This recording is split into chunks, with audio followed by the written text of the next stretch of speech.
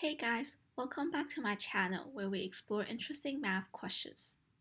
Today, we'll be looking at a geometry problem from the 2023 Canadian Math Contest format, which is for 11th graders. The contest has 25 questions, with the questions ordered from least to most difficult.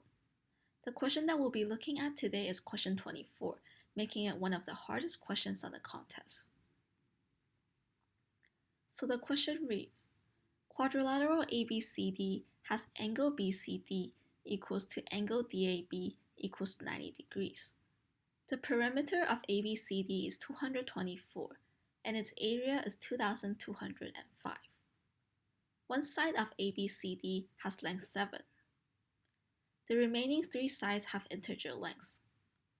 The sum of the squares of the side lengths of ABCD is S. What is the integer formed by the rightmost 2 digits of S? To begin, let's start with a visual of what this quadrilateral could look like, with right angles at A and C, respectively. Let the 4 sides be A, B, C, and D. We're given that one side has length 7. Since we don't know which one, and it doesn't really matter where we put it, let's just assign it to A.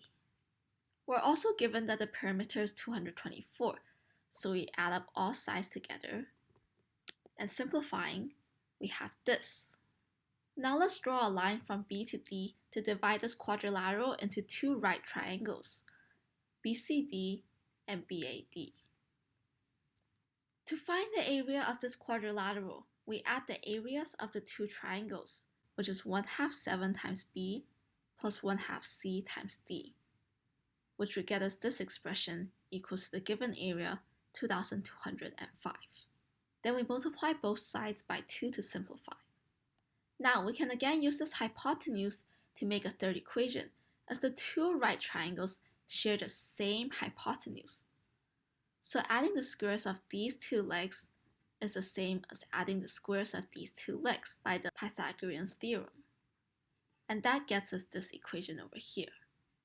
Now we have all the information we need to solve the question.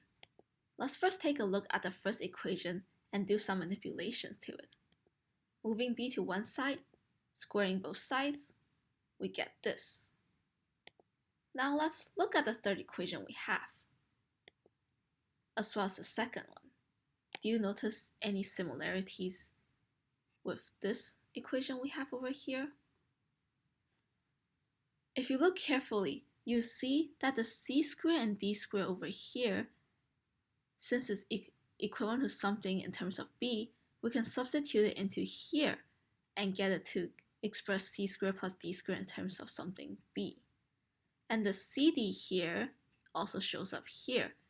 And if we do some manipulation to this equation, we can also substitute CD here to express that in terms of B.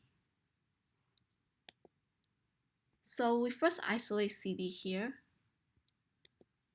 and now we can make that substitution. The C square and the D square becomes 7 squared plus B squared over here, and the 2CD becomes 2 multiplied by this 4,410 minus 7B. Simplifying and dividing, we get that B is equal to 91. And we can substitute that value of B back into the first equation that we have. So we only have 2 variables to work with. Now let's write C in terms of D. And again, for a different equation, we can do the substitution for B again. So we're just left with C and D. Now we can substitute C in terms of D from over here to solve for D. So we end up with this quadratics, and factoring it, we get that either D minus 77 is equal to 0 or D minus 49 is equal to 0. And solving, we get that either D is equal to 77 or 49. In this case, it doesn't really matter which value we choose, as the question just requires you to know the side lengths and not where each specific one is located. And as you will see, if D is 77, then C is 49, and if D is 49, then C is 77. So let's just say that D is 77. Using the equation for C in terms of D, we can plug in D is 77 and get that C is 49, which is indeed the other possibility for D, which proves that I was right that it doesn't matter whether you choose D is equal to 77 or 49. So we know that A is 7, B is 91, C is 49, and D is 77. And plugging them all to S, which is the sum of the squares of A, B, C, and D, we get that S is 16,660. Since the question asked for the last two digits, the answer would be 60. And that concludes question 24 of the 2023 Fermat contest. I hope you enjoyed this video, and I'll see you next time.